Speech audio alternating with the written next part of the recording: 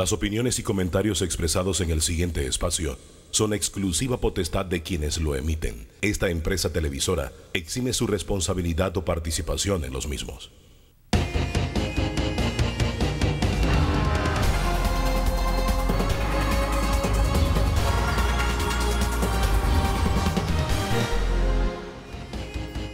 Bien, señoras y señores, bienvenidos a Debate Abierto Dominical. Gracias por acompañarnos. A partir de este instante vamos a analizar un poco del pasado, presente y futuro de la justicia panameña. Ahora que estamos en una coyuntura muy especial, el presidente de la República ha designado 3 nuevos magistrados de la Corte Suprema de Justicia, está por designar a un nuevo procurador y hay mucha fe, mucha esperanza en la población panameña de que estos cambios que están planteándose por parte del Ejecutivo, que tendrá que ratificar la Asamblea, vayan a ser los cambios necesarios dentro de toda la justicia de este país. Vamos a presentar a nuestros invitados. Julia de Santis está con nosotros en la mañana de hoy. Gracias por acompañarnos. Está Danilo Toro, como todos los domingos. Bienvenido. Buenos días. Don Guillermo Márquez Amado está aquí en mesa en el día de hoy. Gracias, don Guillermo. Rafael Mezquita con nosotros, asesor presidencial. Por acá nos acompaña Roberto Troncoso, también abogado y miembro de la sociedad civil, y don Carlos Salazar. Gracias a todos por estar aquí con nosotros en el día de hoy. Vamos de inmediato a reflexiones en relación con esta decisión. Don Guillermo Márquez, comienzo con usted. Esta decisión del presidente enfocado en lo que ha sido los últimos años de justicia, y no tanto los últimos años, porque yo casualmente siempre, ustedes lo conocieron, yo no tuve la oportunidad de conocerlo, recuerdo a Camilo Pérez, cuando calificaba a la Corte como un potrero lleno de garrapatas. Así es. Después vino Adán Arnulfo Arjona haciendo acusaciones muy serias, también Harry Díaz. Aquí ha habido todo tipo de acusaciones de gente desde adentro contra la propios funcionarios de la justicia. Bienvenido. Hombre, muchas gracias, Álvaro. Muy buenos días. La verdad es que nosotros estamos un poco tristes acerca de la justicia que hemos tenido de buena cantidad de años para acá. Hace al menos 12 o 15 años, yo en lo personal, porque para mí la justicia es un valor sumamente importante en una sociedad, he venido escribiendo y hablando de esto, porque la justicia en diferentes aspectos ha estado fallando sustancialmente. En primer lugar, porque han faltado nombramientos de personas que verdaderamente tengan compromisos con que se haga justicia, y no solamente por las formas de la justicia, sino porque haya justicia material. En segundo lugar, porque se le han regateado los recursos al órgano judicial en general, incluyendo al Ministerio Público, para que pueda acometer las responsabilidades que tiene con la eficiencia que se requiere. Y en tercer lugar, porque el propio sistema judicial, incluyendo las normas legales, están desfasadas, y aunque se hayan hecho esfuerzos, incluso importantes, para actualizarlas, no dejan de ser normas que datan del siglo XIX, cuando todavía no había ni teléfono, ni televisión, ni computadoras, ni había grabadoras, ni había esta tecnología que permite hacer funcional y expedita la justicia con base en la verdad material. Pero además, esos regateos de talento, regateo de norma y regateo de recursos han incidido en que haya una atmósfera en el órgano judicial que es francamente deprimente. Deprimente. Uno que ejerce y que va a los juzgados y se encuentra con secretarios de juzgado que son una especie de dictadorzuelos, prácticas que están totalmente desfasadas. Mire, para mencionar una que yo he mencionado ya en alguna oportunidad, en algunas entrevistas, la justicia, el artículo 1 del Código Judicial, el artículo 1 se refiere a que la justicia, la administración de justicia es pública en la primera línea. Y el primero de los atributos, y después dice gratuita, expedita e ininterrumpida. Pero el primero es pública.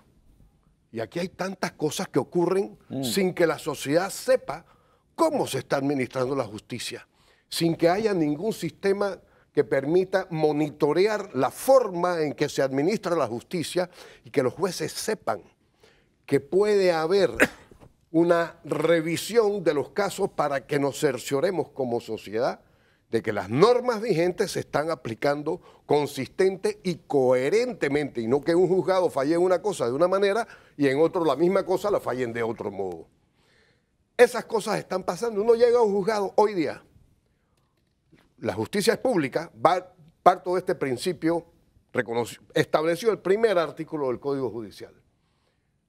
Intente tomarle una fotografía al tablero público que está ahí para dar a conocer públicamente lo que son las diligencias que se han llevado a cabo en la última semana. Como si estuvieras cometiendo un delito. Te miran como delincuente y te tratan como delincuente.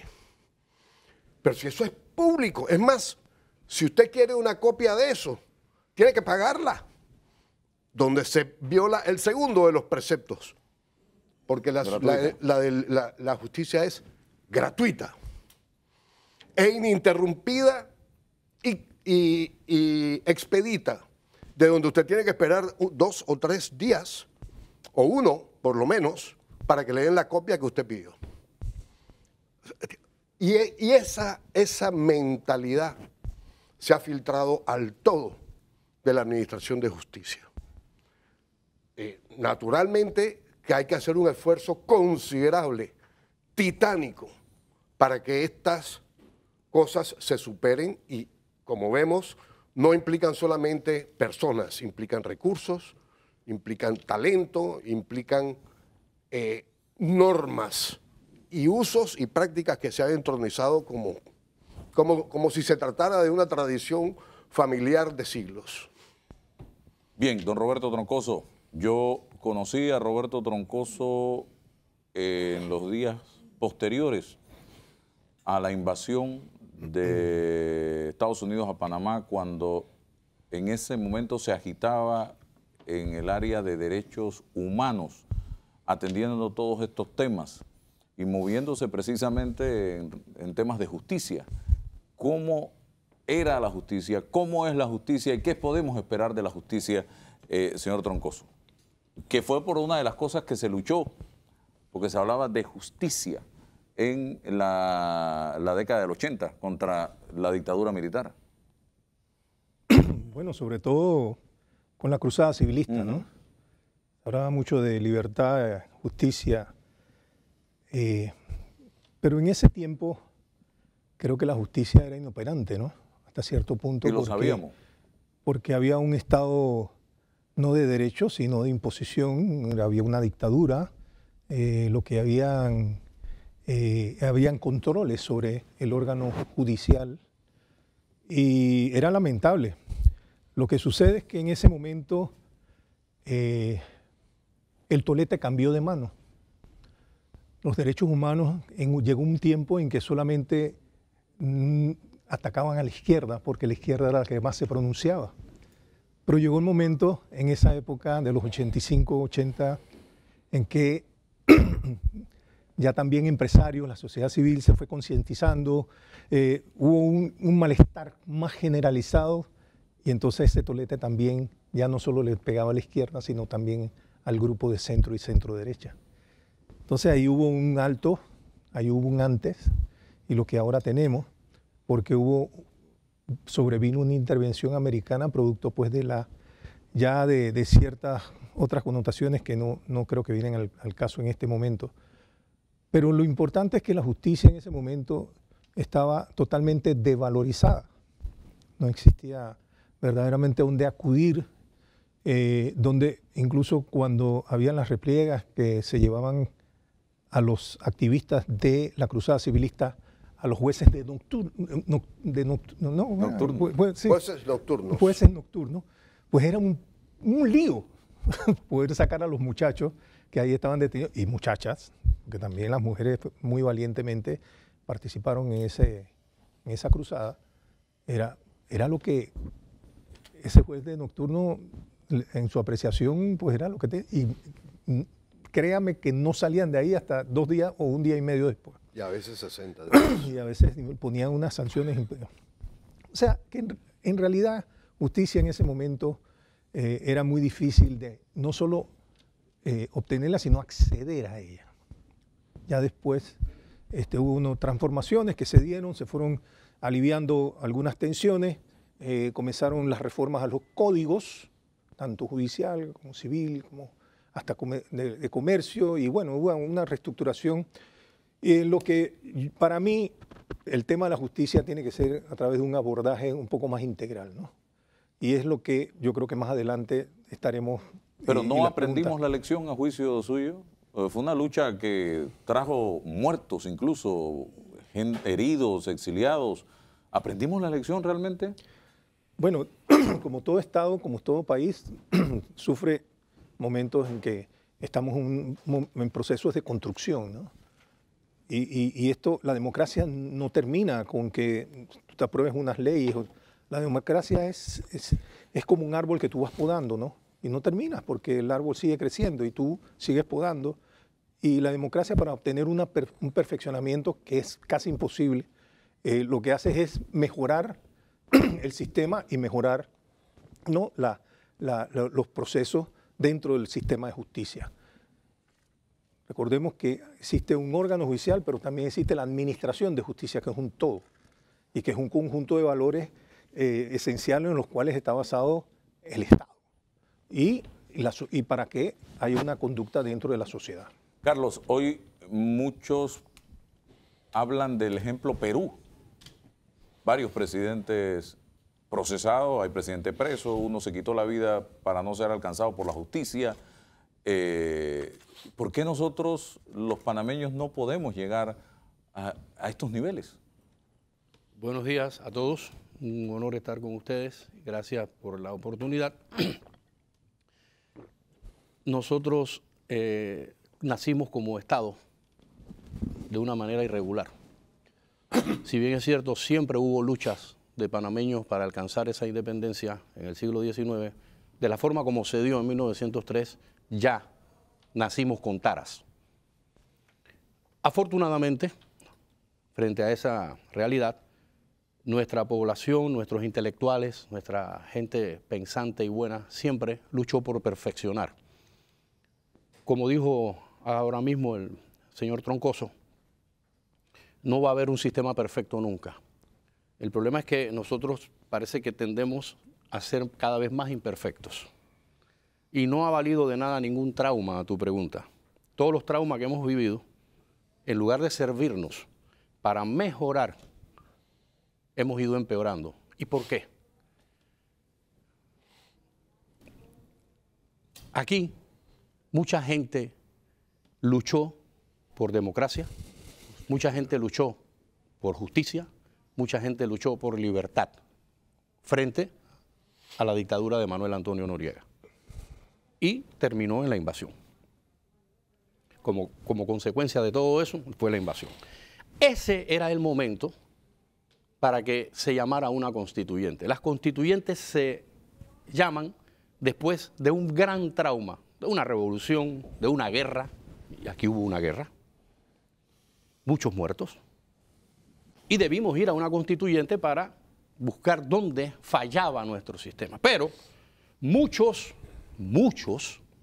una gran mayoría de los que accedieron al poder en 1990 no estaban buscando democracia, estaban buscando poder. Y ahí, del 90 hacia acá, ha venido degenerando en esa lucha por el poder, no importa el costo que sea, y no hemos sabido luchar como nación, como Estado ya instituido, por perfeccionar. Perfeccionamos nuestra independencia. Prácticamente la perfeccionamos el 31 de diciembre de 1999. Pero no hemos perfeccionado nuestro sistema democrático, que repito, nunca va a ser 100% perfecto. Está el componente humano que lo va a alterar. Le pongo un ejemplo. En 1990 se nombró una corte de lujo inmediatamente después de la invasión.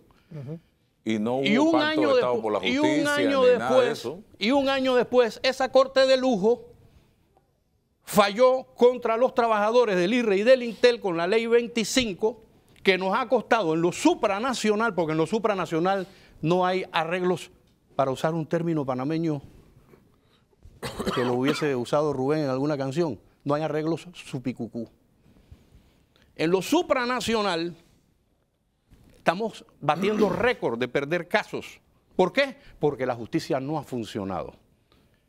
Y ahí doy el primer ejemplo con la Corte de Lujo de 1990, que muchas voces dijeron, estamos mal, eso no es correcto, sin embargo, lo supranacional nos puso en nuestro lugar. Todavía estamos pagando. Todavía estamos pagando. Gobierno tras gobierno, hasta el día de hoy, que ha habido un respiro, un alivio. Gobierno tras gobierno, buenos nombramientos, menos buenos y muy malos, por parte de esa prerrogativa que tiene el monarca cuasi absolutista, que se llama presidente de la República, no importa cuál, de nombrar a sus compadres, de nombrar a sus compañeros de bufete se dice, ¿verdad? De nombrar a los amiguitos íntimos de los intereses económicos y actividades a las que se dedica en la Corte para que resguarde, o bien para que me resguarde a mí como presidente, como monarca, cuando salga del poder. Y esa ha sido la tónica. Por eso no ha funcionado adecuadamente la justicia. Funciona. En algunas cosas funciona, pero sigue habiendo taras. Se convirtió en un quítate tú para ponerme yo. Así es. Mencionó uno de los dos distinguidos juristas hace un rato que hasta 60 días fue usted, doctor Amado. En la época. Ajá. Aquí hubo un juez, no voy a mencionar el nombre. Yo era un niño y eso fue antes del 68. Que se quedaba dormido. Y despertaba, 90 días. Paco iba. Secretario, estamos hablando la historia de este país porque yo conozco personas que me lo han dicho que lo vivieron. Yo era un niño, yo no sé nunca vi a ese señor. Me dicen que la gente decía que cuando salía de ahí le iban a dar, murió de viejo, o estaba vivo, no sé, caminando por las calles de Santana. La justicia, para que funcione, debe haber ese compromiso. Y no solamente el compromiso. Dije que hay un respiro porque, en mi opinión, por primera vez, un presidente ha escogido a unos magistrados a través de un proceso distinto, al menos distinto. Yo siempre fui de la idea, decía yo siempre cuando tenía la oportunidad, que es una forma sencilla de escoger a los magistrados y al procurador, es que la Facultad de Derecho de la Universidad de Panamá, la Facultad de Derecho de la Universidad de Santa María la Antigua y el Colegio Nacional de Abogados, cada uno presentara una terna al presidente y que el presidente escogiera de esas 9 personas lo que consideraba lo más apropiado. Siempre lo he propuesto. El presidente utilizó otro mecanismo que me parece muy bueno y le da ese respiro a la esperanza de que haya justicia. Porque para que haya justicia tienen que terminarse los arreglos de recámara que atrofian el libre y normal funcionamiento de todas las actividades del Estado panameño. Entiéndanse las actividades económicas, las actividades políticas, las actividades sociales. Y por allí nos vamos en todo lo que diariamente el panameño afronta y se encuentra con esos pequeños dictadorzuelos que usted mencionó, que no le dan paso a que la justicia fluya. Nosotros lo que necesitamos en este país es que la justicia fluya. Y que fluya no persiguiendo a las personas. Ahora toca nombrar a un procurador general de la nación. O procuradora. ¿Verdad? A quien quiera que nombren no debe venir a perseguir personas. Debe perseguir el delito. Y si en la persecución del delito, en la investigación, aparecen personas con responsabilidad, entonces que sean juzgadas con todas las garantías, procesos debidamente montados y que la justicia fluya.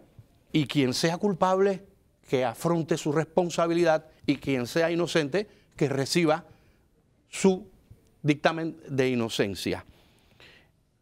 La lucha tiene que dejar de ser por el poder y tiene que empezar a ser por una verdadera democracia. Pero en las discusiones que tenemos para cambiar la Constitución, lo principal que es quitarle ese velo de monarca cuasi absolutista, fíjense que siempre lo explico, incluso algunos con la pretensión aquella de las monarquías totalitarias, absolutistas de entonces, que se consideran que tienen origen divino.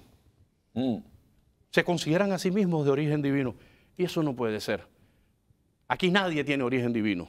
Aquí todos somos panameños, aquí todos somos iguales ante la ley, debemos ser iguales ante la ley y la justicia debe fluir. Y para que fluya la justicia debe haber profesionales comprometidos, profesionales que no respondan a un hombre, profesionales que no respondan a un bufete, profesionales que no respondan a una compañía, que respondan al imperio de la ley. Derecho. Vamos al cambio.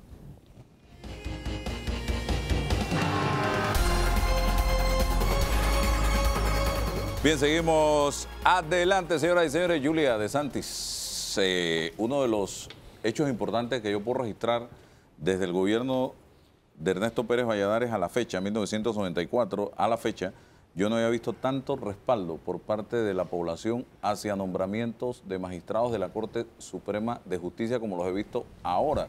Muy pocas críticas se han dado hacia las figuras designadas por el presidente. Hablemos un poco de justicia, Yulia.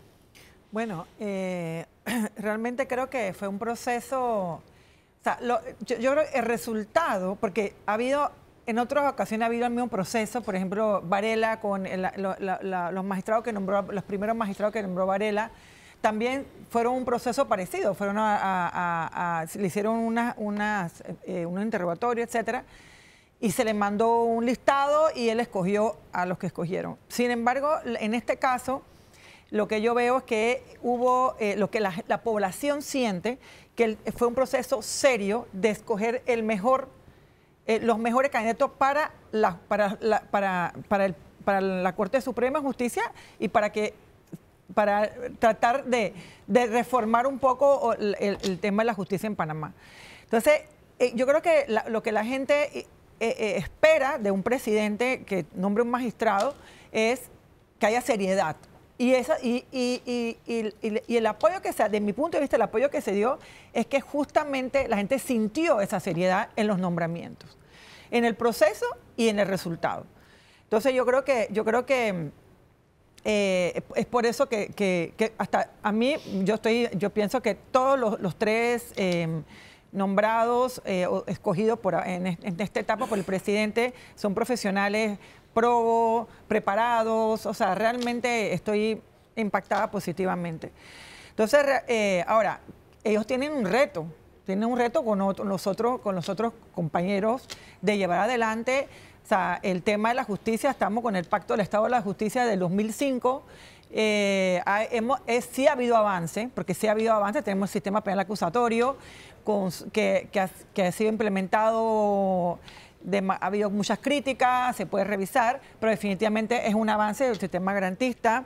Tenemos el tema de los jueces de paz, que también siempre, ahora mismo, como no le han dado presupuesto, al final se ha vuelto un poquito como regresar un poco el tema de los corregidores, o sea, están un poquito como antes, o sea, realmente se siente que se hacen los cambios, pero no se profundizan.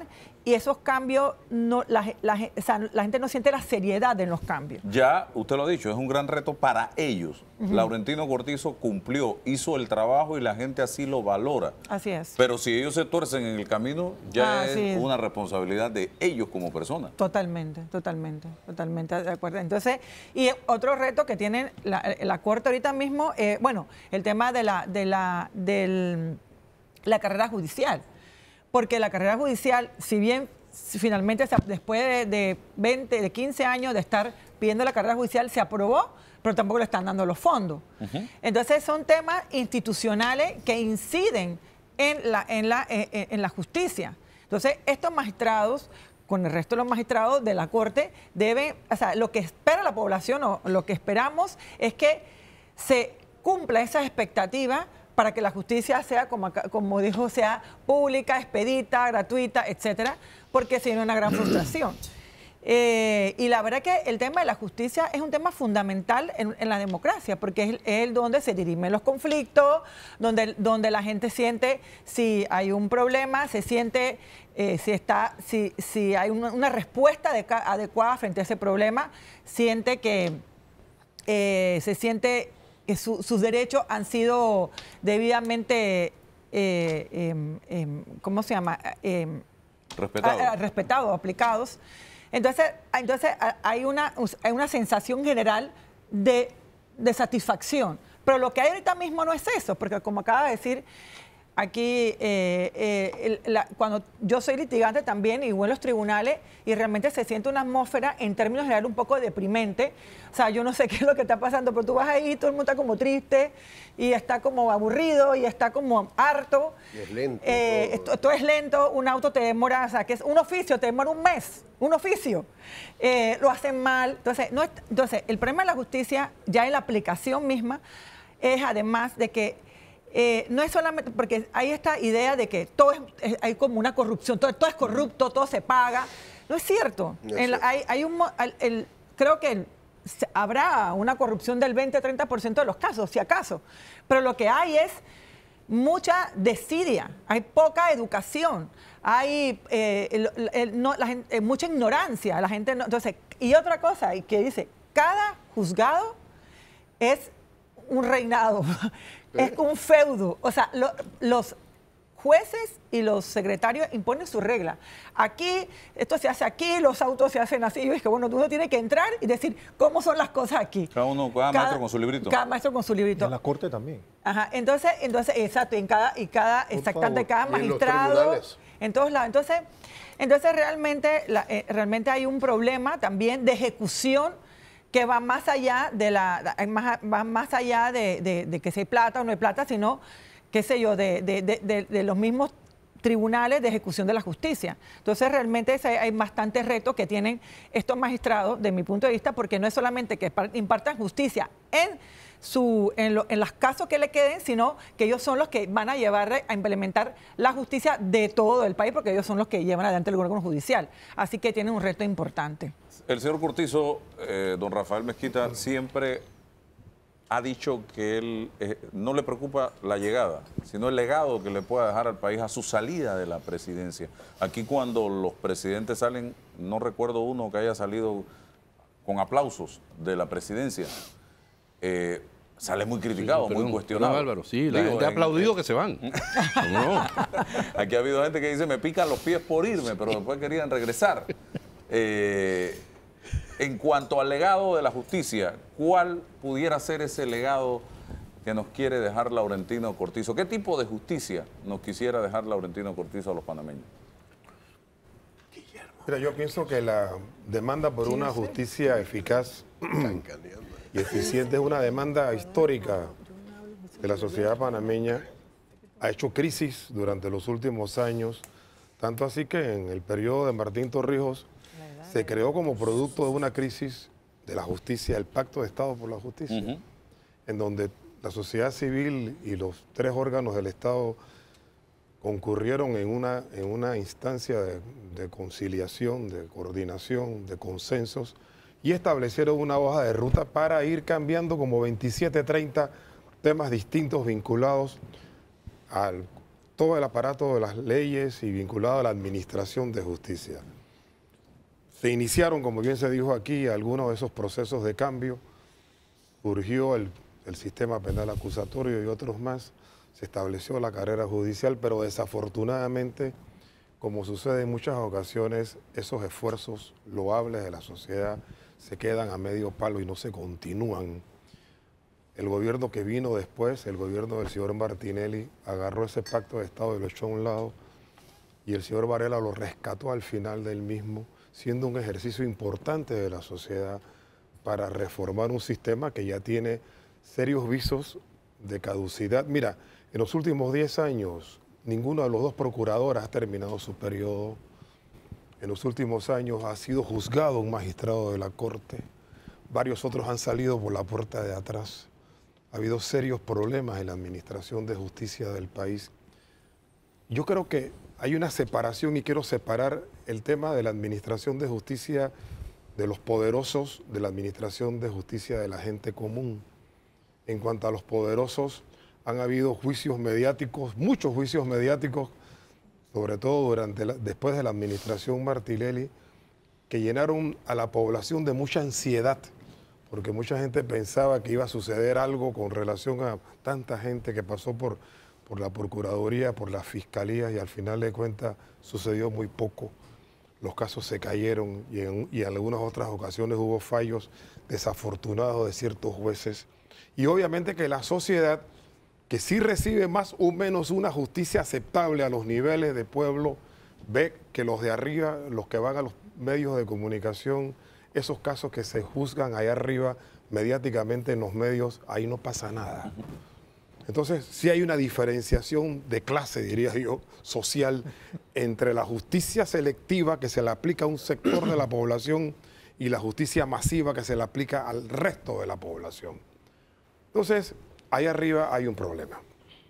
Y yo pienso que el presidente Cortizo se supo identificar con el problema, lo agarró y dijo, bueno, aquí tenemos un pacto de Estado y voy a decirle a ese pacto de Estado que me presente pues sus candidatos. Ya ustedes saben todo el proceso de selección y hay ahora mismo en el país como un aplauso a la decisión presidencial, que yo diría que es apenas el principio de una serie de decisiones que necesita la justicia para transformarse y para ser más eficaz. Cortizo dio la primera señal. Les corresponde ahora a los magistrados hacer su trabajo. Ahora viene el tema del procurador. Ahora viene toda una serie de recursos que hay que darle a la administración de justicia, a la carrera judicial, toda una serie de iniciativas que tienen que venir concatenadamente y poco a poco, porque no hay plata para todo, para ir resolviendo las prioridades de un sistema de tal manera que la sociedad de abajo pueda ver que la cosa comienza a funcionar para los de arriba. Y yo pienso que eso es lo que la sociedad está esperando. Y yo pienso que la sociedad tomó conciencia de que hubo sintonía entre un presidente que supo leer lo que la sociedad quería, que le dio al país un respiro con las decisiones que tomó y que ahora obviamente deben venir otras decisiones adicionales de la propia sociedad también, porque yo pienso, Álvaro, que en la medida en que estos magistrados, una vez hayan sido ratificados por la Asamblea, le va a corresponder a la sociedad exigirles el trabajo. Porque, bueno, ya fueron nombrados y ahora exijámosles que hagan su trabajo bien.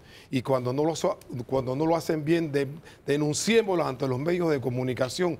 Pero necesitamos una sociedad mucho más activa en la preservación de sus derechos, en exigirle a los que administran justicia que hagan las cosas como Dios manda. Ahí tenemos un legado. El presidente Cortizo cumplió su palabra.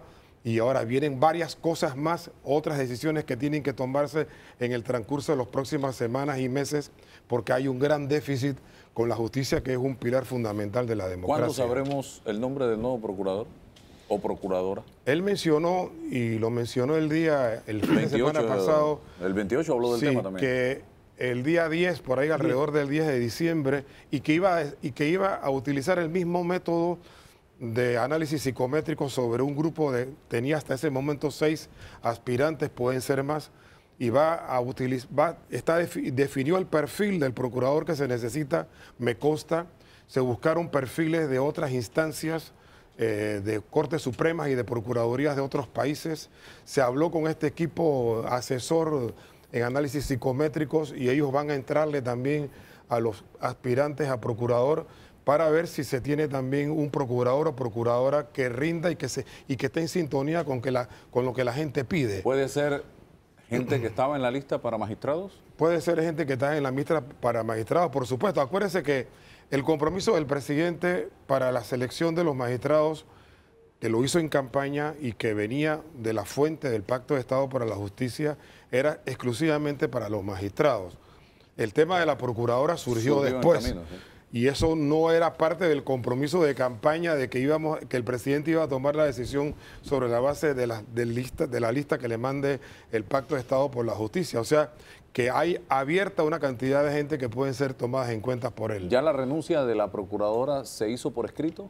Yo entiendo que sí. ¿Usted vio la carta? No, yo no la he visto, pero yo entiendo que sí se hizo ¿Alguno por de los que escrito. está en mesa ha visto la carta de renuncia de la procuradora? No. Pegasus. No, nadie ha visto la carta de renuncia. Eso debe ser por escrito, tengo entendido. Por supuesto que tiene que ser por escrito. Yo desconozco esa carta, Álvaro, no la he visto. Bien. El análisis suyo. Bien. No Señor siendo Toro. yo abogado y habiendo 3 aquí, ni puedo, ni debo, ni quiero tocar este tema desde la perspectiva que le compete a ustedes.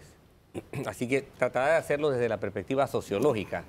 De hecho, la sociología nace con 2 de sus grandes padres poniendo al derecho como uno de sus puntos más importantes, ¿no? Max Weber y Emile Durkheim hacen del derecho su foco de atención. Así es que hay cómo ver este asunto de la perspectiva sociológica.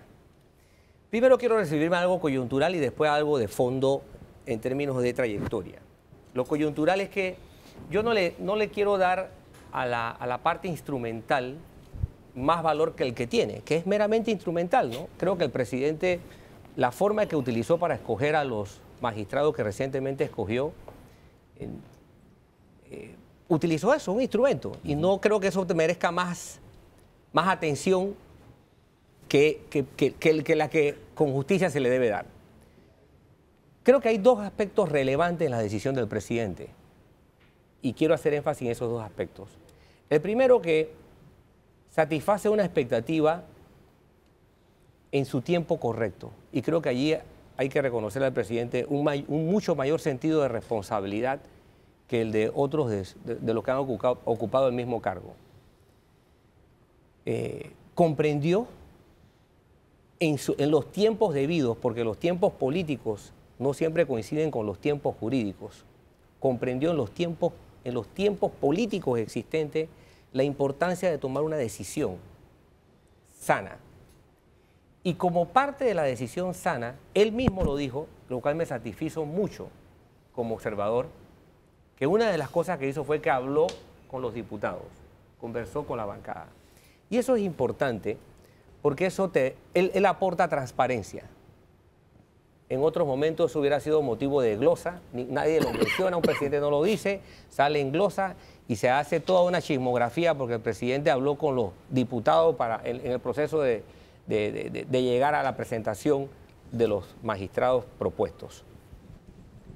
Y lógicamente esto tiene que ver en Panamá porque el último intento por querer nombrar magistrados encontró en la Asamblea un parón significativo. Así que los presidentes hagan ese ejercicio y lo digan abiertamente y que lo expliquen con toda luz, aporta estabilidad a las decisiones. O sea, ¿por qué es necesario ser transparente? Porque estabiliza las decisiones. Eso es todo. Es tan sencillo y tan simple como eso. Y él estabilizó su decisión. Instrumentalmente lo hizo políticamente de la manera correcta y lo hizo en el tiempo correcto. Oportuno, fue una maniobra oportuna. Y eso debe verse como una buena señal, una señal que ayuda a darle estabilidad al cuadro político panameño que está demandando estabilidad a gritos. Dicho esto sobre la coyuntura, quiero ver algunas otras cosas con respecto a lo que es la justicia como ámbito de preocupación nacional. Y quiero verla en su estructura y en su función. ¿A qué se está enfrentando el presidente, los tomadores de decisión? Porque no solamente está el presidente, también están los diputados. ¿Y a qué nos estamos enfrentando los ciudadanos, los que demandamos servicios de justicia? Primero, a una estructura que se ha caracterizado como vulnerable. Hay una debilidad estructural en la justicia panameña y ha enviado toda clase de señales de que esa estructura es vulnerable, es enclenque, está apolillada. Usted no puede sostener sobre ella la carga que compete ponerle encima porque se viene abajo. Y lo sabemos no porque nos lo imaginamos, no porque ni siquiera hacemos el esfuerzo de investigarlo, lo sabemos por denuncia propia. Desde los tiempos del magistrado Adán Arnulfo Arjona hasta antes de ayer, por decirlo en términos literarios, aquí en materia de catástrofe judicial lo hemos visto todo. A la película no le ha faltado nada, absolutamente nada. Entonces hay una falla estructural. Tenemos una justicia vulnerable desde distintos puntos de vista. Vulnerable ante otros órganos del poder, vulnerable ante intereses económicos y tercero, vulnerable ante la propia criminalidad que debe ser sujeta de justicia. Es decir, por donde tú mires este triángulo, cualquiera de sus lados está hecho nada. Entonces, quienes asumen hoy la responsabilidad de ir a la Corte Suprema de Justicia tienen que reconocer esta terrible realidad, porque es una realidad que la sociedad está padeciendo. Esa vulnerabilidad también está ligada a una falla estructural repetitiva, y es que cuando uno analiza las estadísticas del órgano judicial, uno se encuentra con que todos los juzgados, todos, están los circuitales, los municipales, los superiores, todos, trabajan con estadísticas a dos tiempos, los que ellos reciben de tiempos anteriores y los que ellos reciben en su gestión. Y te despachan las estadísticas así. Tanto recibí del que venía y tanto le estoy dejando cada año al que venga, al año que viene y a la persona que vaya a reemplazarlo si ocurre el reemplazo. Y tú te das cuenta que al final no hay un balance, es decir, la mayoría de los despachos judiciales termina teniendo en saldo más o menos la misma cantidad de expedientes pendientes que lo que le toca administrar. ¿Qué ocurre con esto? Tú te estás dando cuenta que estructuralmente tienes un sistema que tiene un input igual, un input que nunca te va a satisfacer, un output que nunca satisface el input. O sea, despachas de salida nunca lo suficiente para realmente bajar la carga. Entonces hay una falla estructural. Y esa falla estructural se resuelve nada más de dos formas. O me aumentas los recursos técnicos, entre los cuales el primero más importante es el económico. Dos, o me mejoras o aumentas la productividad basada en el recurso humano. No hay otra. Lo demás sería magia o brujería y no creo que vamos a apostar a eso. Entonces, esa falla estructural tiene que encararse, tiene que venir sonando desde la estructura de la Corte Suprema de Justicia hasta el juzgado municipal. Permear. Exacto. Lo otro, vamos a las funciones. Vamos al cambio primero antes de las funciones.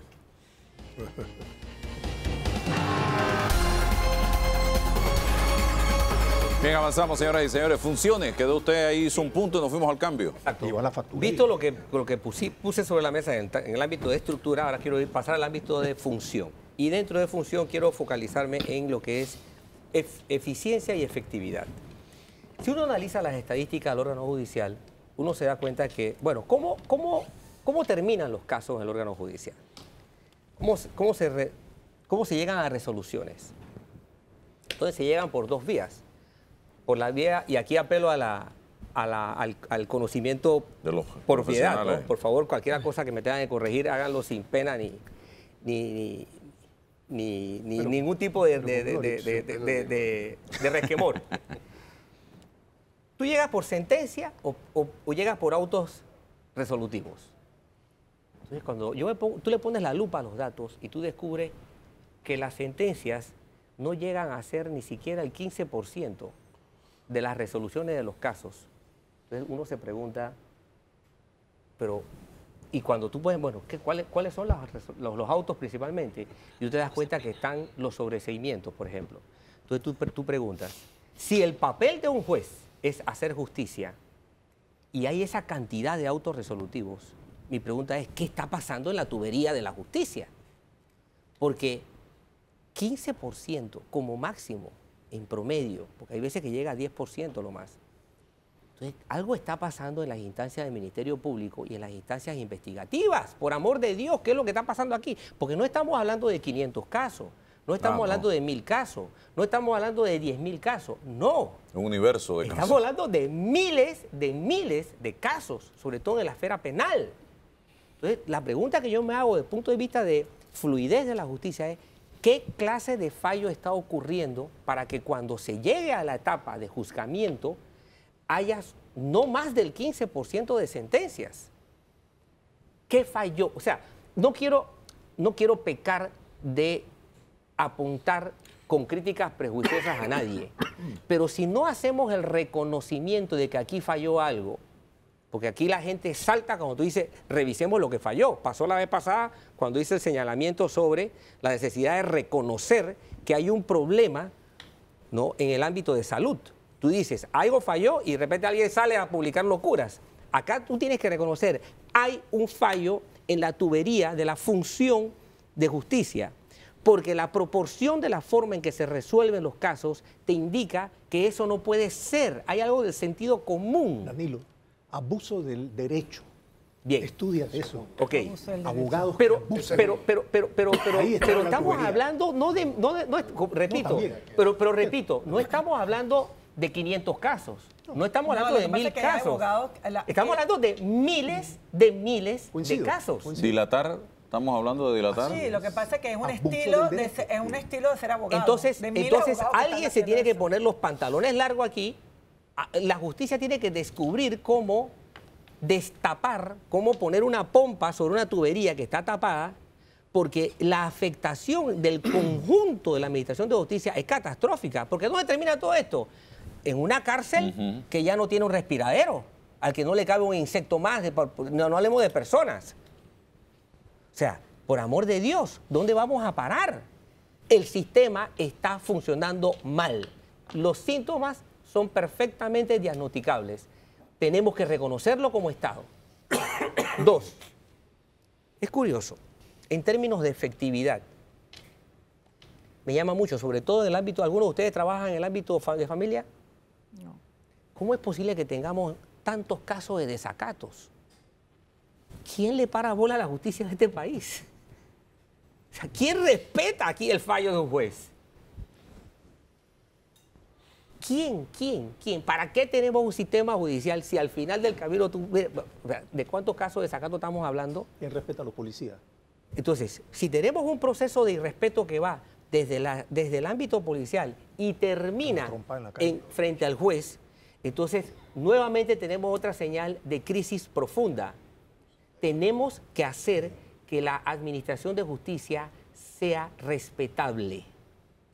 Una administración de justicia que no es capaz de dictar sentencia en un tiempo mínimamente administrable, oportuno, y una justicia que no es capaz de hacer cumplir sus disposiciones, es un puro adorno de la democracia, es una arandela, es un arete de la democracia, no sirve para más, absolutamente para más.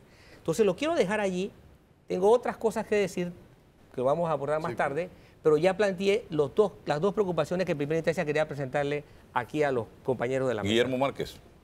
Bueno, aquí se han dicho cosas muy interesantes. Yo quisiera puntualizar y muy brevemente en 3 de ellas.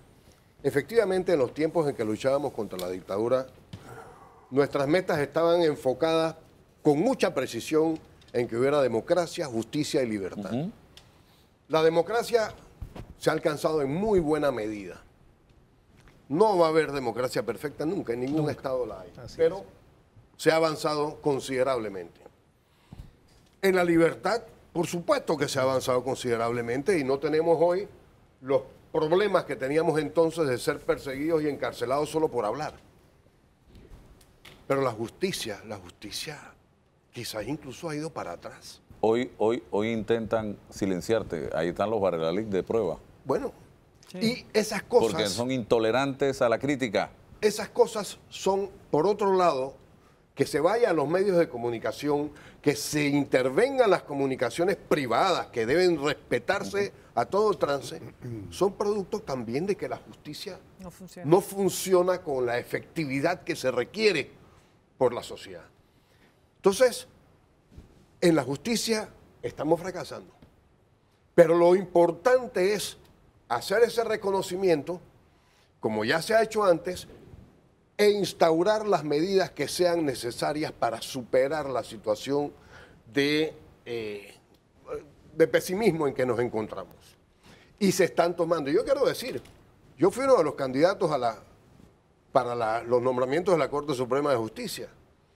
Y yo no me siento en lo más mínimo mal por el hecho de no haber sido designado. Porque lo que yo estoy es satisfecho de ver un mecanismo que ha funcionado y aunque no sea yo, pueda y o vaya a contribuir a que haya una mejor administración de justicia. Así es. Eso en sí mismo es Muy bien. importante. En segundo, nada más que quería hacer una observación, Carlos, Sí. que la hice en privado aquí, Sí. que fue, sí, necesitamos cambios constitucionales y quizás debimos haberlos hecho mucho antes. Yo convengo con eso, pero sólidamente. Pero haberlos hecho en 1990 o en 1991, que dicho sea de bueno, haberlos hecho en aquel momento, cuando recién estábamos superando el tema de la dictadura, era delicadísimo, porque teníamos unas fuerzas de ocupación externa dentro del territorio de la República. Y lo que se podía, y seguramente se hubiera esgrimido como argumento para combatir cualquier texto constitucional que hubiera surgido entonces, hubiera sido esa constitución es de la invasión. Esa es la invasión de la toma de posesión. Esa es la invasión de la injerencia extranjera. La pusieron Se los hizo un gringos. esfuerzo. Se hizo un esfuerzo por los diputados nuestros de 91 y 92 básicamente, que llevó a un proyecto de cambios constitucionales importantes que se sometieron a referéndum. Y ganó el no. Recuerdo el 15 de noviembre de 1992. Ganó abrumadoramente el no. Esa es otra cosa que los panameños tenemos que recapacitar. Nosotros con frecuencia, cuando pensamos que no vamos a obtener el todo, nos apuñalamos nosotros mismos, porque no obtuvimos el todo, aunque hubiéramos ganado considerablemente en el camino. Yo exponía esto en alguna reunión recientemente como que queremos subir hasta el piso 25, pero entonces como no vamos a subir hasta el piso 25, no subimos ni al 1 ni al 2. Eso tampoco puede ser. Tenemos que ver cómo hacemos las cosas para ir progresando, aunque sea paulatinamente. Y quedamos convirtiendo este tipo de ejercicios democráticos en un ejercicio de calificar si el gobierno es bueno o es malo. Y no nos vamos al fondo de la reforma. Así es. Y una tercera cosa que quería mencionar aquí, en cuanto al tema específico de la justicia. Ya hablé en la primera intervención acerca de las cosas que yo creo que tienen que considerarse como un todo. Pero hay un aspecto importantísimo dentro de la justicia que no se está sirviendo, no se está atendiendo. Cuando se estableció solo por ley la carrera judicial, porque eso ya está establecido por ley, se aprobó también una secretaría junto con otras dos, si no me equivoco, que es la secretaría de la de preparación de los funcionarios del órgano judicial, el adiestramiento. Pero se habló de otra que es la Secretaría de Integridad y Transparencia. De una sección del órgano judicial al mismo nivel que la sección de la designación de los funcionarios, que iba a estar viendo las condiciones de integridad y transparencia de los funcionarios del sector de la Administración de Justicia. Eso no se ha implementado en absoluto. Y los funcionarios que siguen laborando en el órgano judicial, que se sepa, no están sujetos a ninguna evaluación de ese orden, a pesar de todos los pecados que se ha dicho en que han caído. Mientras no haya ningún instrumento que les dé a ellos la certeza de que lo que hagan puede conducirlos a una pérdida del empleo o incluso a una sanción más severa, esas cosas van a seguir ocurriendo, porque ese es el problema que ocurre en toda sociedad. Mucha gente deja de hacer las cosas malas no porque no las quiera hacer, sino porque piensa que no va a pasar nada, que puede pasarle algo. Cuando siente que no le va a pasar nada, entonces las hace, aunque sepa que están mal hechas. Bien, señor Troncoso. Bueno,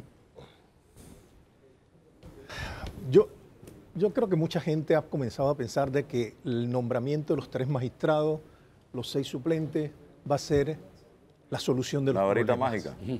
Eso no es así. Primero, los 3 magistrados tienen un problema serio ahora que entran a ese, ¿cómo que le llamaba Julia? A ese ámbito, a la corte, pues. Sí. En la corte. Porque A ese pugilato. los 9 magistrados que tenían hasta hace poco, o todavía los tienen porque todavía no han sido ratificados, entre ellos no se pueden incluso ver. O sea, no asisten a los plenarios porque tienen diferencias personales, de ego. Se habla de que se han ido hasta los puños allá adentro. Bueno, eso es un tema que los los 3 plenos. magistrados que están entrando tienen que ver. Ojalá fueran amables componedores en este sentido. Y yo llamaría metería en el mismo churuco, como decimos en mi pueblo, a Olmedo Arrocha, que es un hombre que es nuevo en la corte, tiene otra mentalidad y pudiera sumarse a ese grupo de, claro que sí. de nuevos magistrados. Yo creo que el magistrado Arrocha ha demostrado que le da la cara a los temas. Y si tiene que montarse en un avión a ir a hacer una consulta y para resolver un tema, se monta en el avión. O sea, es un tipo que va a encarar las cosas. Y yo creo que con estos 3 magistrados nuevos tienen un desafío muy grande a lo interno. Y hay que tumbar aquello de que, o acabar con aquello de que estos son los magistrados del PRD, estos son los magistrados del panameñismo, estos son los magistrados del Cambio Democrático. Eso tiene que acabarse. Hasta ahora no se han incluso mostrado ningún tipo de liazón entre compañerismo, amiguismo, familiaridad o partidario. Así que creo que los nombramientos partieron bastante bien. El magistrado Mitchell, cuando fue magistrado, él hizo lo que se denominó un audito a las Cortes Supremas y a los tribunales superiores. Y lo que se encontró ahí fue espantoso, siguiendo el buen resumen que nos hace nuestro sociólogo, por cierto, un buen colonense, tenía que ser. Gracias. Tú también, ¿no? Claro. Sí, Ese es el segundo buen colonense que está en la mesa. Entonces, estas cosas que hizo Mitchell, cuando descubre esta cantidad de la morosidad judicial que existe tanto en los magistrados como en los tribunales superiores, o sea, revela ese tubo que no avanza en cuanto a resolver los temas de la justicia, porque para unos, no solo la Corte Suprema son temas de cuando se dicta sentencia son definitivos e inapelables, sino que también los tribunales superiores tienen otros temas también muy importantes de definir cualquier tipo de controversia. El Ministerio Público y la Corte Suprema, o el órgano judicial, perdón, unos tienen carrera judicial, el Ministerio Público no tienen. Entonces es una rivalidad entre uno y el otro que tiene que desaparecer y ojalá esto pueda también contribuir. Estoy hablando de los retos y desafíos que tienen estos magistrados y también sus suplentes. La Corte Suprema atiende asuntos administrativos y que le faltan papeles al Tribunal Tercero que, oye, sí, aquí está la orden. Por eso es que en la propuesta de reformas constitucionales, no solo la gran figura de la Corte Constitucional, que es importante para quitarle el poder político a la Corte Suprema de Justicia, a los magistrados de la Corte, sino también el Consejo de la Judicatura, que es el ente que debe encargarse de todo el tema administrativo y también de los nombramientos de los jueces superiores. Esto aliviaría muchísimo y eso quizás me fui un poquito a los temas de raíz constitucional, pero no todo lo que salió de la Asamblea fue malo. También hubieron cositas pero claro, se nota un sesgo de intereses de la propia Asamblea que no, eso no camina. Entonces, y eso ha puesto en entredicho el trabajo que hizo el Consejo de estas personas que contribuyeron pues, a hacer una reforma. Para mí, uno de los pecados que siento que hay muchos sectores que sienten es que el presidente haya firmado como suyo un proyecto que viene sin haberlo revisado. Yo creo que eso a mí me dejó una mala impresión. Y por eso pasó lo que pasó con estos diputados que se creyeron que eran constituyentes, pues. Y comenzaron a cambiar algunos artículos a legislar sobre constitución, pues. Si tú miras ahí, Ahora lo yo pueden cuántos hacer. abogados Eso hay está- ahí eso- entre la eso- Asamblea eso General está entre su prerrogativa. los 72. Sí, no sé. Pero es bueno que todas estas cosas suceden porque estamos en proceso de construcción también. Nuestra democracia sigue. Hay que seguir podando ese arbolito para que tengamos un mejor país y una mejor justicia. ¿Estos 3 nuevos magistrados pueden aspirar a ser parte de la junta directiva que debe elegirse en enero?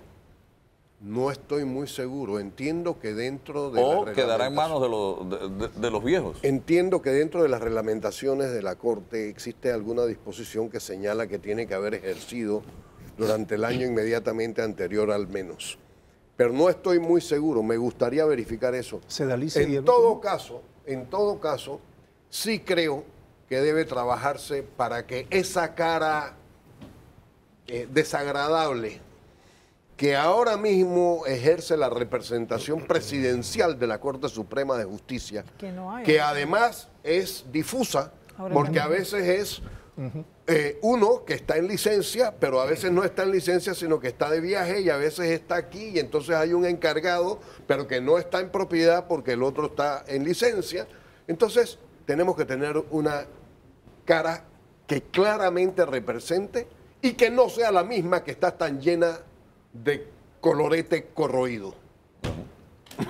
Don Carlos.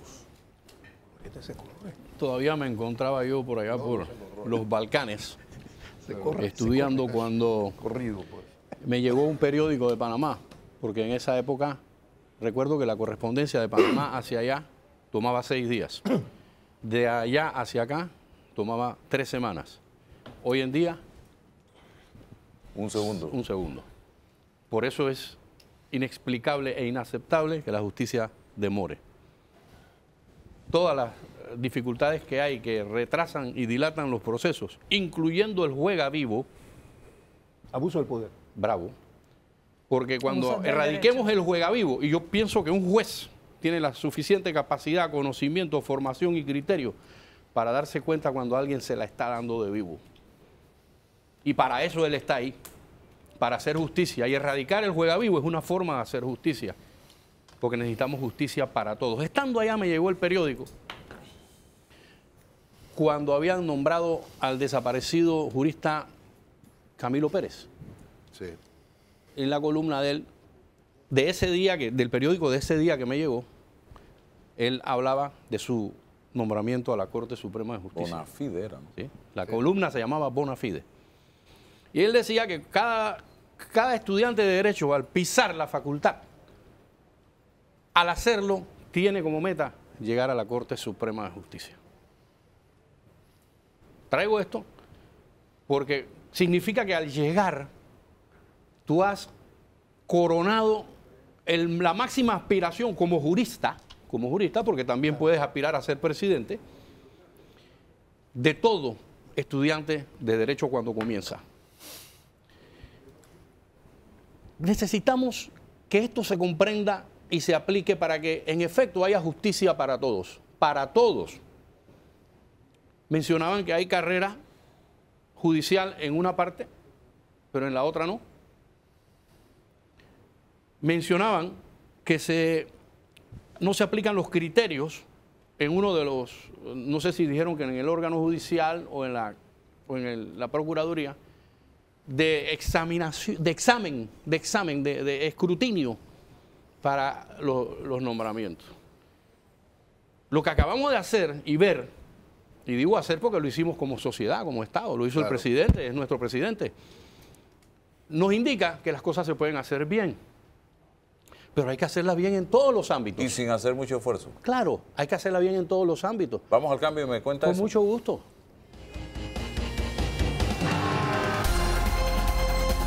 Bien, seguimos adelante, don Carlos Salazar. Sí, les decía entonces que para que haya justicia para todos, justicia para los productores agropecuarios, yo le mando desde aquí un mensaje al señor presidente.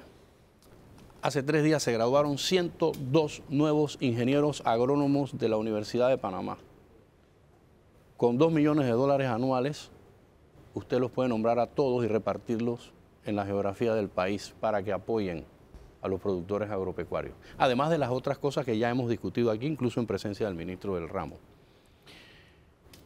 El escrutinio.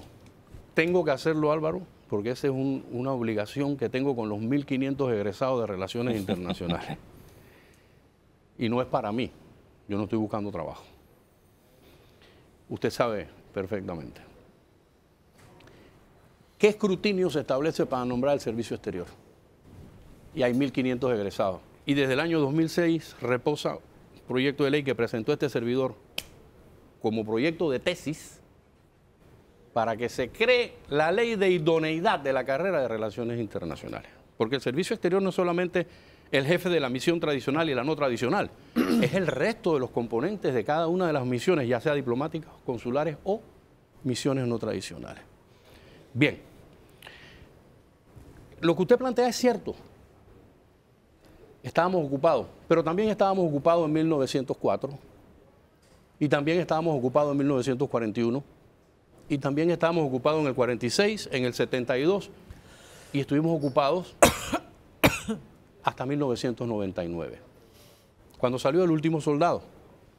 Ya no estamos ocupados, pero tampoco significa que la cosa es tan libre como pareciera ser, ¿verdad? Porque no se necesita de que estén aquí con bases para que en un momento determinado digan, oiga, ahí hay que poner orden como lo deciden en cualquier lugar del planeta. Sobre todo hoy. Bien. En estos tiempos. Así es.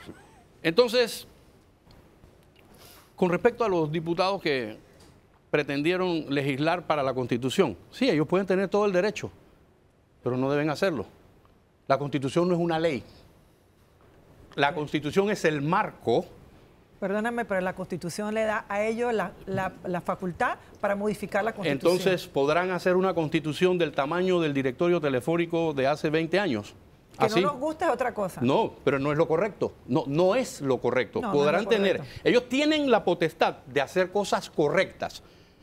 Porque tienen que hacer cambios Sí, pero la puntuales, potestad, no ser la constituyentes. potestad no es para hacer disparates. Bueno, La es otro potestad es para tema. hacer cosas Pero correctas. Es como las los leyes jueces. también hacen disparate con Los las leyes. jueces, sí, pero esta es la Constitución.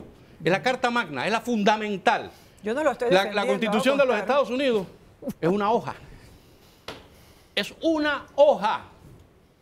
Nosotros le vamos a dar a estos señores, por ley, la potestad para que nos hagan un bloque en el que meten todo lo que se le ocurre a cada uno, y ya vimos lo que son capaces de poner, mientras que se pierde tiempo, se pierde recurso y se pierde autoridad, porque todos aquí están convencidos que si eso va a referéndum, que nos va a costar 17 millones de dólares, vamos a perder.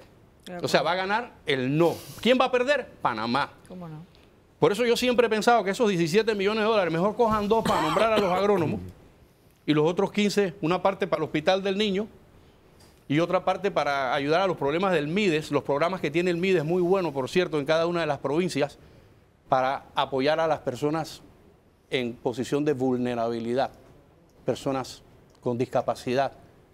Yo lo digo porque yo me he encontrado en mi andar profesional, hace nada más una semana, una casa en Cañazas de Veragua, donde hay 4 niñas postradas en cama.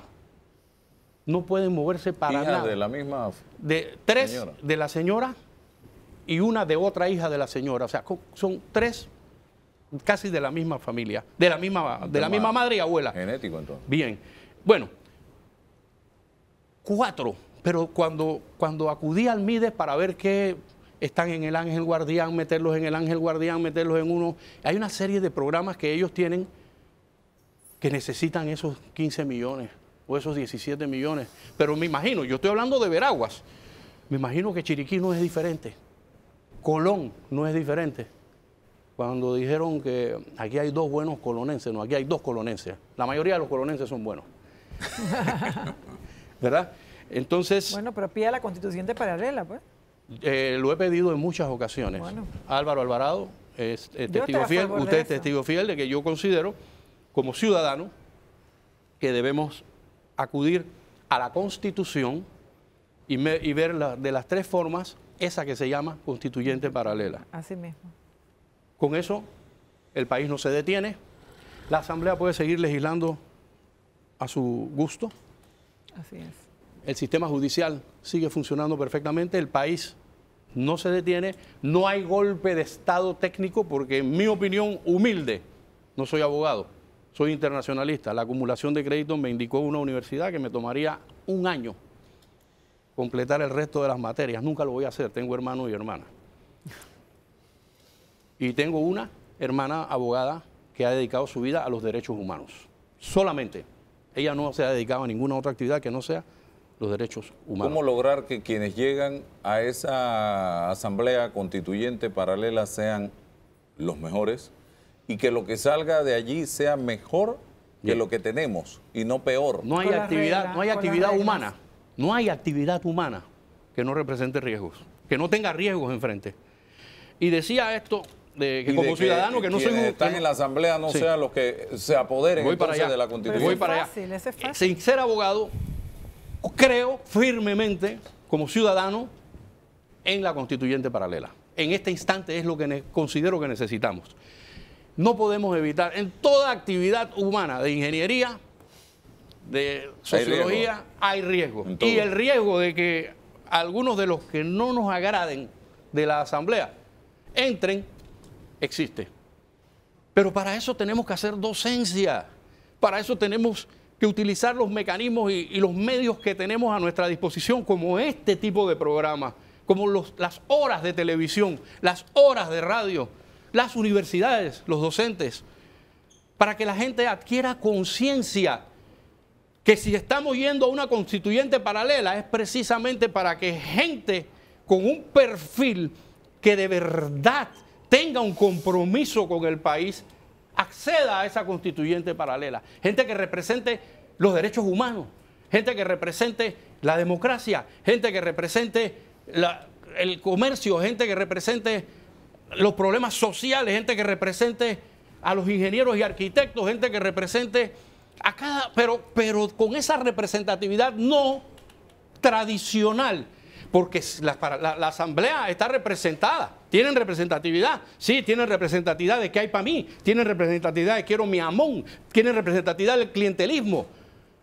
Y hay gente así que va a salir, porque claro, cuando se convoque a la constituyente habrá que ir a las urnas. Y cuando vayas a las urnas, como dicen en Nicaragua, el que tiene más saliva traga más pinol. Y aparecerán aquellos con los bloques de billete para tratar de repetir. Y la ciudadanía, por Dios, que aprenda de una vez por todas. Que no sean instrumentos, que no sean quienes... Ahí hay un tema de docencia Sí. muy importante por hacer. En parte porque quienes van a la Asamblea Constituyente no van a permanecer ahí ni siquiera por 3 años. Eso no deben permanecer. Es ad hoc, una sola cosa. Así es, Son 9 una sola meses. cosa. 6 meses, 9. 9 De meses. 6 con una prórroga de 3. Ah, ok. Así es. un En segundo lugar, porque el Tribunal Electoral debe poner las condiciones para elegir y no necesariamente tiene que ser, por otro lado, únicamente de partidos políticos.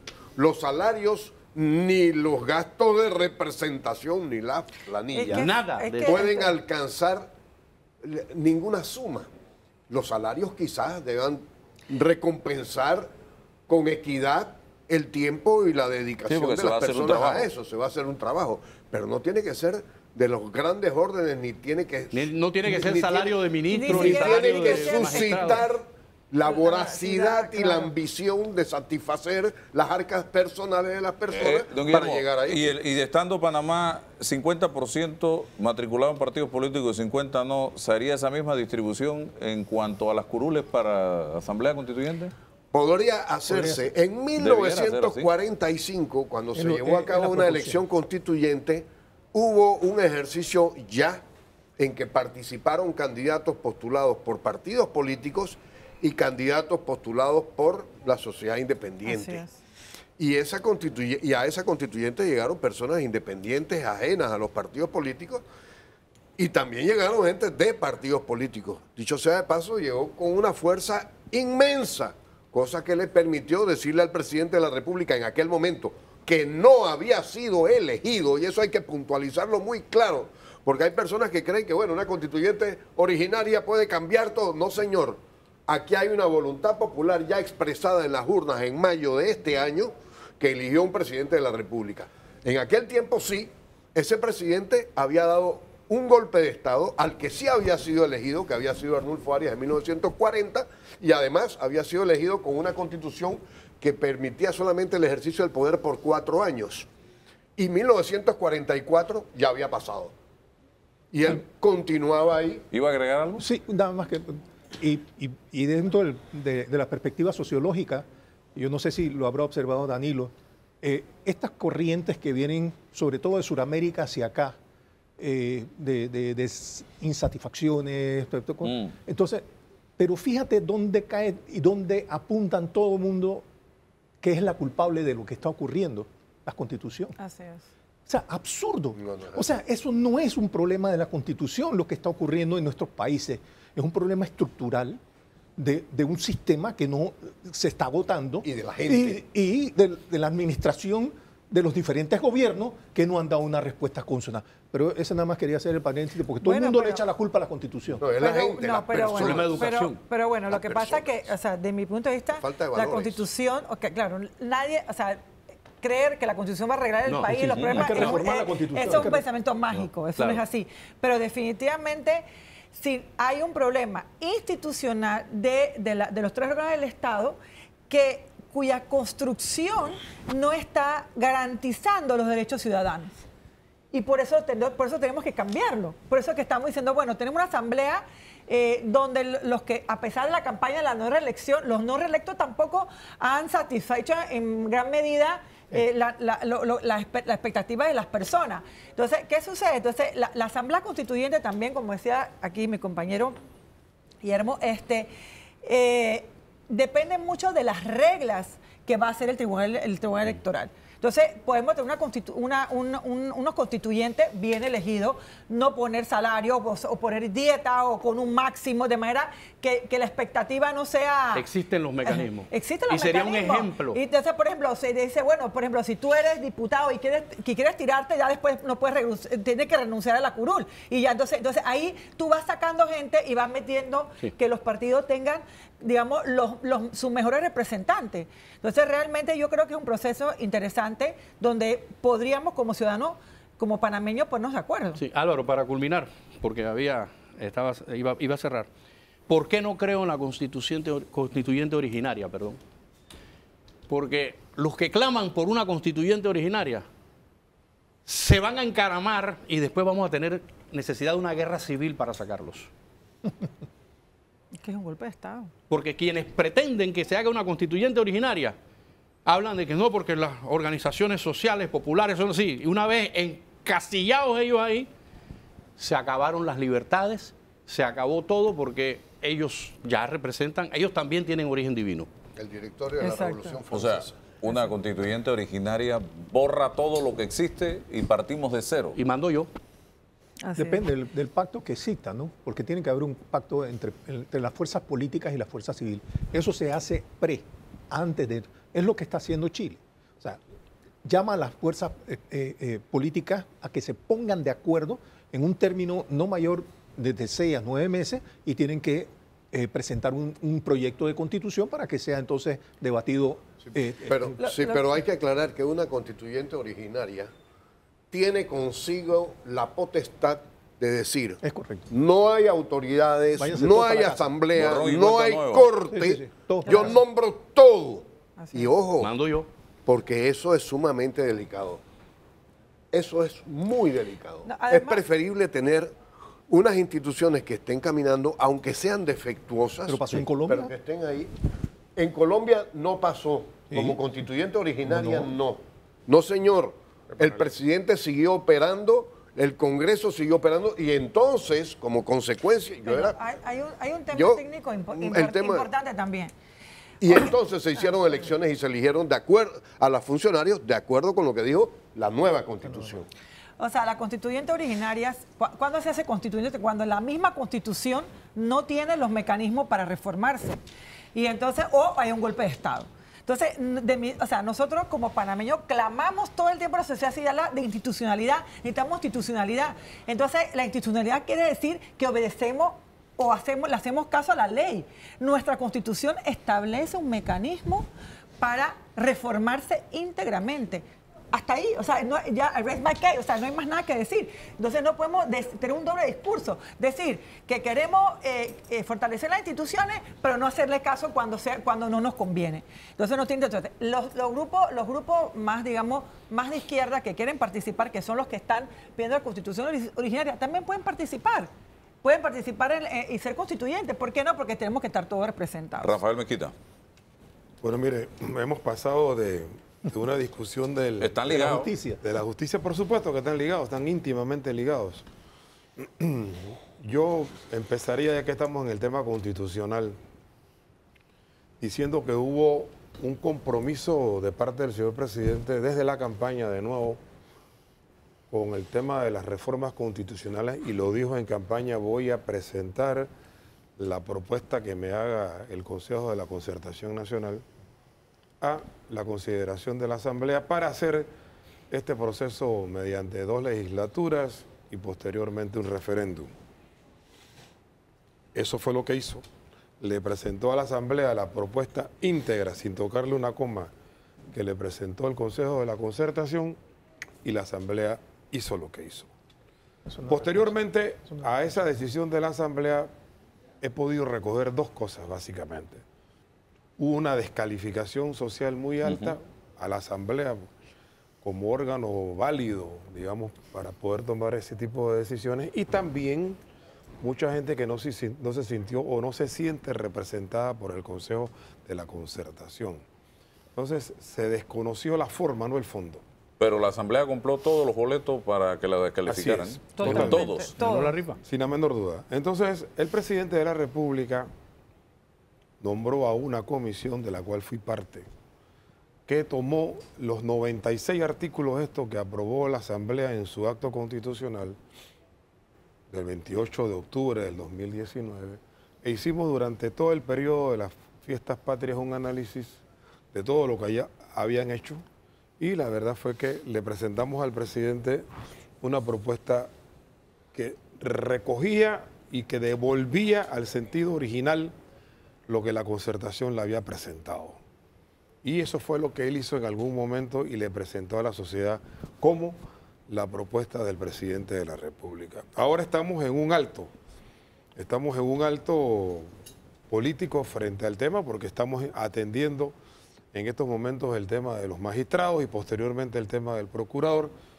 Y yo no tengo la menor duda que antes o en paralelo, porque acuérdense que la próxima legislatura, si bien empieza el 2 de enero, termina hasta abril, ¿verdad?, del próximo año, habrán 4 meses para tomar una decisión, y las decisiones son varias, pues en el camino o se mantiene el proceso que se inició, que llevaría a un ajuste de lo aprobado por la Asamblea en esta primera legislatura para tomar en cuenta no solamente las propuestas del presidente, sino las que se han venido recogiendo también de parte de diferentes sectores en estos diálogos que se han abierto en la Asamblea, o se suspende el proceso y se convoca entonces a cualquiera otra de las formas que determina la Constitución para su reforma. Lo que sí me parece prudente desde el punto de vista político es que ni este ni ningún gobierno, pienso yo, va a asumir el riesgo de someterle al referéndum al pueblo panameño una reforma constitucional que sea rechazada por él mismo. Así que es altamente probable, o por lo menos esa es mi opinión, que antes de llegar allá el Ejecutivo tomará una decisión. Si tiene posibilidades de ser lograda ese referéndum, ese sí, lo llevará adelante, y si no, buscará otra de las formas que plantea la Constitución, porque el costo es mantenernos pues con la Constitución vigente. Entonces, pienso yo que ese debate político pues vendrá en el transcurso de los próximos meses, y el Ejecutivo y la sociedad, al final de cuentas, porque es la sintonía entre la decisión que toma el Ejecutivo con lo que piensa la mayoría de la gente, de donde surgirá una alternativa al respecto de este tema constitucional que se ha abordado en esta última fase de la conversación. Voy al cambio y regreso porque quiero preguntarle, señor Mezquita, sobre si la opción de la constituyente paralela pasa en este momento por la mente del presidente Cortizo y su equipo de trabajo. Vamos y volvemos.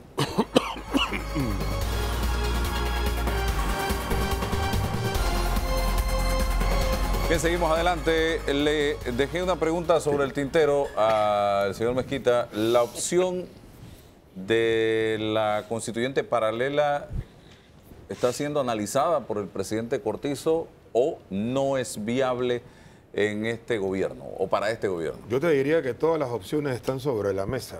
De hecho, escuchamos y todo el pueblo, toda la sociedad sí lo registró, comentarios por parte del presidente durante la campaña y por parte del vicepresidente recientemente, en el sentido de que en caso tal de que estos cambios constitucionales no satisfacieran a la sociedad, lo que surgen de la Asamblea, el presidente tomaría la decisión de convocar a una constituyente paralela. Eso fue un comentario que hizo el presidente Cortizo y el vicepresidente, en su momento el presidente Cortizo y el vicepresidente recientemente. Obviamente que estas decisiones, Álvaro, que son decisiones políticas de alta trascendencia, tienen que tomarse también y se van a tomar, no tengo la menor duda, sobre la base del impacto en otras esferas del país que tenga la misma. Hay efectos de carácter económico, hay efectos de carácter de promoción de las inversiones, hay efectos de carácter sociales, hay momentos para tomar la decisión, porque las decisiones no solamente tienen efectos, sino también tienen el timing oportuno para poder tomarlas. Y hay un antecedente, que es el antecedente que expliqué anteriormente, de esta presentación que se hizo a la Asamblea Nacional. ¿Qué quiero decir? Que como consecuencia de esta decisión que se tomó y que se presentó a la Asamblea Nacional este proyecto que fue reformado de la manera en que todo el mundo sabe, ya la situación política y el momento político ya es distinto al que se hizo en campaña y al que hizo el vicepresidente.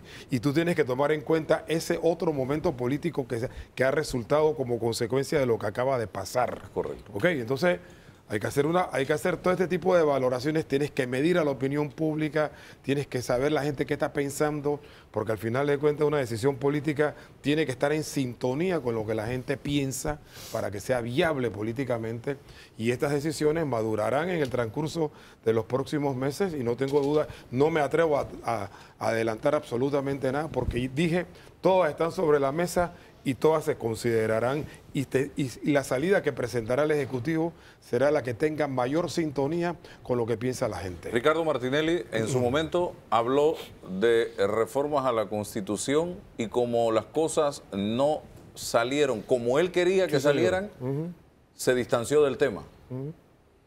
Luego Juan Carlos Varela lo promete constituyente. Así es. Como no le salieron las cosas como él quería, él, Juan Carlos Varela, no pensando en el país, dice simple y sencillamente, se montó en el carrito de que las condiciones no estaban dadas, que el clima no era el bueno, porque tenía que caer nieve o tenía... Al revés, Álvaro, al revés. Álvaro, al revés. ¿Qué me dice? ¿Sí? Al revés, y eso tiene que ver con el origen de este programa. Al revés. Como el presidente Varela creyó que le habían salido las cosas mejor de lo que le había pensado, porque de eso nos enteramos no me interesa la reforma, gracias al caso de Mossack Fonseca, en virtud de lo que declaró el señor Fonseca frente a la Procuraduría. Como él creyó que le había salido mejor de lo que había pensado, entonces... Consideró que no era necesario. Exactamente. Verdad, con lo que tenemos puedo gobernar. Bueno, ¿qué me dice a mí que ahora las cosas serán diferentes en el caso de que el mecanismo que estamos utilizando actualmente falle? Hombre, yo pienso que el presidente Cortizo ha sido un hombre respetuoso de sus promesas y respetuoso de los consensos sociales y políticos. Sin la menor duda, yo visualizaría un escenario en donde el Ejecutivo convocará, sin duda, a una amplia gama de organizaciones políticas, a dirigentes políticos, a los partidos políticos, a organizaciones sociales, y conversará con la sociedad organizada para saber o para tomar el pulso al país por dónde debe caminar la próxima decisión. Estos no son decisiones de iluminados, estos son decisiones sociales y políticas complicadas y hay que tomar en cuenta el pulso del país. Así que yo no tengo la menor duda que en su momento lo hará como lo ha estado haciendo siempre y de ahí surgirá entonces una decisión que de nuevo esté en sintonía con lo que la sociedad piensa. ¿Usted tiene una posición como Rafael Mezquita? Sí, señor. Si yo tengo me está preguntando. ¿Cuál? Sí, usted. Yo, personalmente. Porque me gustaría conocerla aquí en la mesa. Yo pienso que en estos momentos no están dadas las condiciones para una constituyente. Y simplemente lo digo porque el país puede abocarse a un proceso, pienso yo, pues que desde el punto de vista cultural y político, el país puede abocarse a un proceso de mucho desgaste que pueda llevarnos a muchas dificultades para llegar a consensos y que pueda afectar el futuro del desarrollo económico de un país que en estos momentos tiene serias fragilidades en la administración económica y en las finanzas públicas. Yo siento que pensar en la constituyente tiene que darse en momentos en que el país tenga mucho más aire desde el punto de vista económico y financiero. Lo veo difícil, o yo personalmente, yo no recomendaría una constituyente en estos momentos porque siento que nos puede enredar más las condiciones de atracción del país para el momento económico y financiero que vivimos, que es un momento económico y financiero muy frágil. Y me parece que podría traer serias consecuencias al desarrollo económico y financiero del país. Mi estimado Danilo. Bien. Conozco de Rafa la honestidad de principios que expone y sé que lo que él está diciendo corresponde a su convicción. Obviamente yo estoy en otra perspectiva.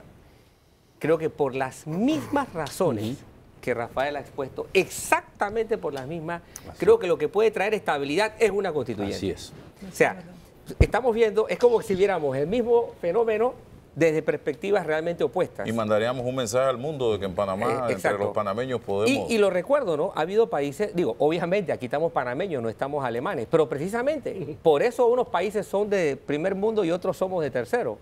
Pero imagínate lo que tuvo que hacer Alemania cuando se le vino encima al mundo de la caída del muro de Berlín. No haber asumido las decisiones que asumieron en su momento. ¿Por qué? Porque, bueno, no eran económicamente las cosas que se creían más convenientes. Entonces, hay timing que tú tienes que tomar. Y yo pienso que el reloj político del actual presidente, a quien le reconozco dos cosas de sumo valor. Primero, llegó diciendo en qué creía. Segundo, ha sustentado lo que creía. El presidente no nos ha mentido. El presidente del día 1 dijo, yo creo en los cambios reformas puntuales, dijo. ¿Ok?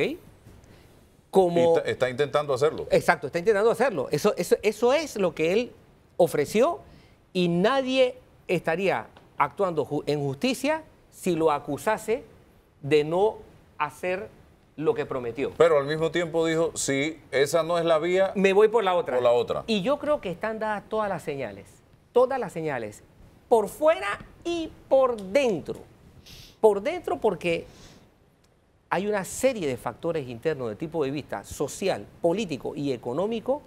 Y también hay una fenomenología internacional que te está enseñando, oigan, por amor de Dios, abran los ojos, las sociedades no somos tan distintas y reaccionamos más o menos de la misma forma frente a problemas parecidos.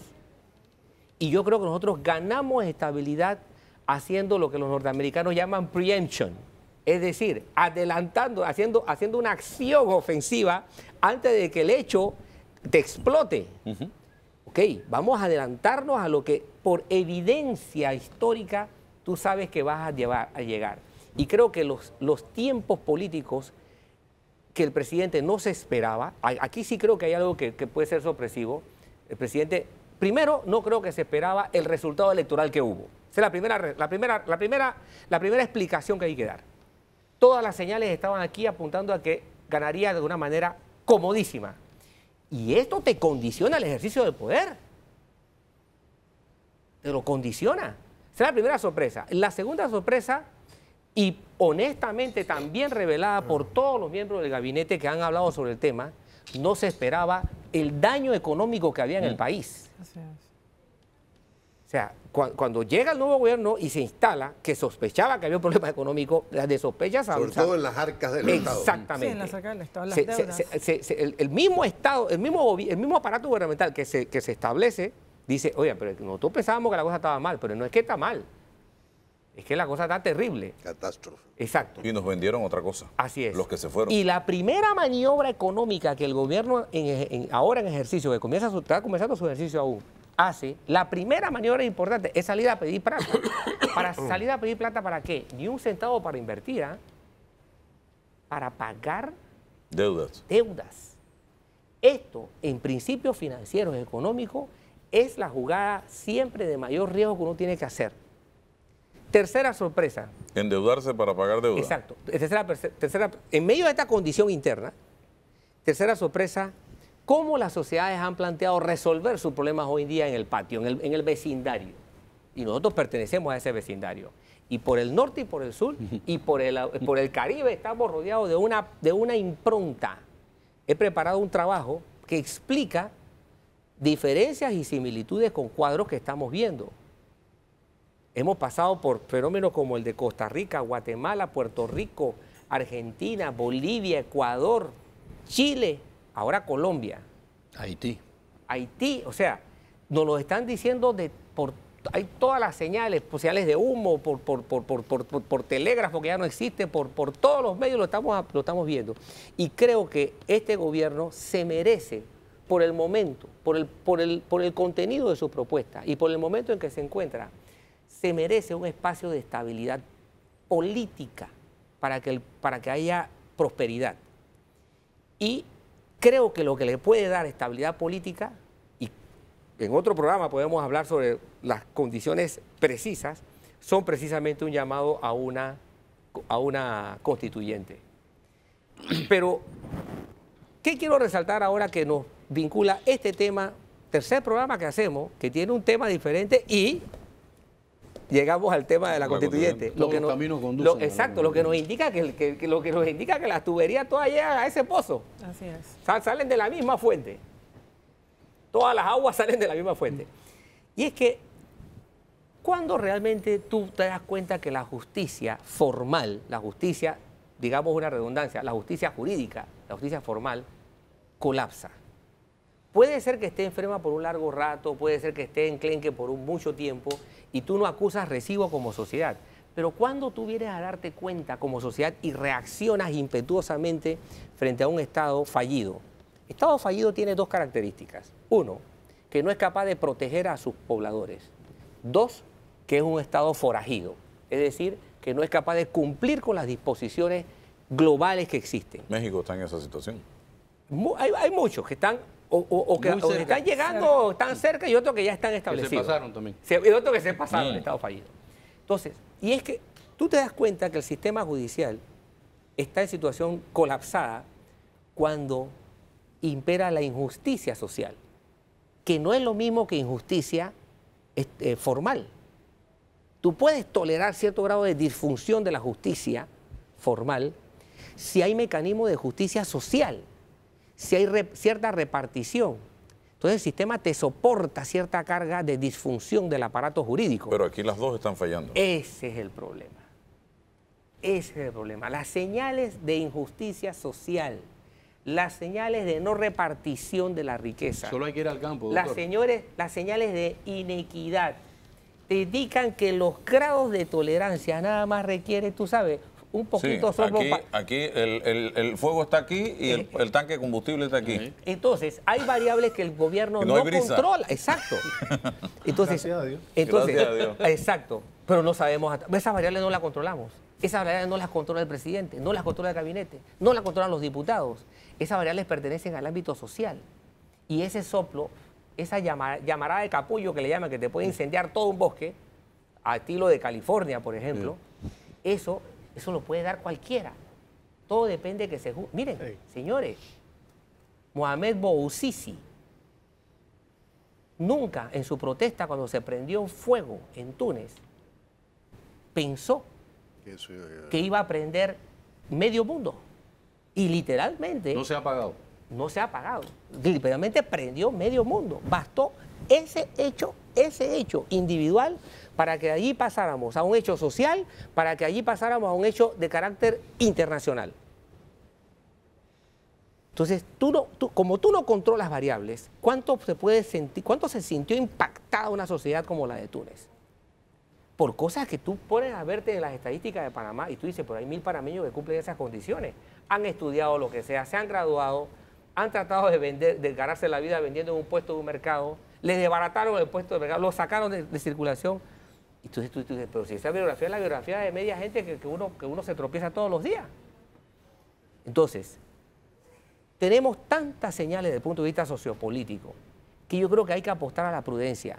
Y el factor riesgo aquí, realmente, si tú lo manejas, como dice Rafa, no con iluminados, sino con análisis de contenido, exacto, con los pies sobre la tierra, creo que se nos podemos anticipar a escenarios de riesgo que nos traerían terribles consecuencias. Y fíjate, una señal importante de que no tenemos justicia social, ¿tú sabes dónde la ves? En la propuesta que estamos hoy día experimentando con los juzgados de paz, que se llaman ahora. Que al fin y al cabo es la justicia más cercana al ciudadano. No es esta de la que estábamos viendo, de Corte Suprema de Justicia. La mayoría de nuestra vida republicana nos hemos sobrevivido o convivido con la justicia del corregidor. Bueno, yo me tomé el trabajo de leerme todo el documento que produjo este grupo, esta ONG que lidera Magali Castillo. Alianza Ciudadana por Justicia. Exacto. Y me tomé el trabajo de leérmelo para entender, porque el tema del asunto de lo que compete a la justicia de paz me llamó la atención primero porque uno como ciudadano, es raro el ciudadano que no tenga que hacer uso de ella. Y dos, me llamó la atención en torno precisamente a las propuestas que se hicieron frente a la Asamblea por razón del rechazo a lo que la Asamblea estaba haciendo con respecto a la aprobación de reformas constitucionales. Y yo me puse a pensar, pero santo Dios, en el fondo, esta justicia jamás va a ser viable en Panamá si no hay cambios de fondo más estructurales. Si no hay un cambio estructural en la educación, la justicia comunitaria de paz no tiene futuro. No lo tiene. Porque está basada en una carga educativa social. Está basada realmente en una carga educativa social. O sea, es que ahorita un formato para un país más educado que el nuestro. No es solo tener un juez de paz, es también tener mediadores, es tener todo un aparato. Pregúntenle a los chicos que fueron tomados.